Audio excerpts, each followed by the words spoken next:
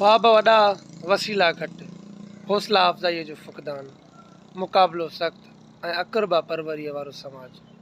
न टैलेंट जी कमी आहे न ई एम्बिशन जी, पर जॾहिं मुसलसिल ज़्यादतूं लाक़ानूनी खे मुंहुं ॾियणो थो पवे त नौजवान वक़्त खां अॻु हाराइजी वञे थो। दोस्तो, नतीजे में ख्वाबनि जो टुटणु ऐं वक़्त खां अॻु अणघुरिबल कूड़नि तजुर्बनि खे मुंहुं ॾियणो थो पवे। डिप्रेशन ऐं एंज़ाइटीअ जो सबबु बणिजे थो। हिकु तहक़ीक़ मूजिबि 75% 20 खां 25 सालनि जे विच वारी उमिरि जा माण्हू सेल्फ टॉकिंग यानी पाण सां ॻाल्हाइनि था पिया ऐं बीमारीअ जो सबबु बणिजनि था पिया। इन जा जेके सबबु आहिनि उहे तमामु घणा आहिनि।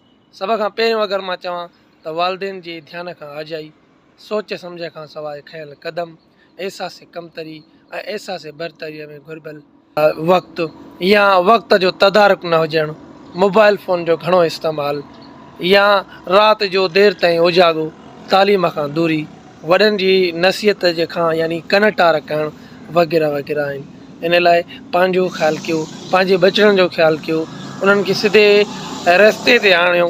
जेकॾहिं ॿियो कुझु नथा कयो उन्हनि खे त घटि में घटि तालीम ॾियो। तालीम ई हिकिड़ो अहिड़ो ज़ेवर आहे, तालीम हिकिड़ो अहिड़ो हथियार आहे जेको उन्हनि खे सिधी वाट आणे सघे थो।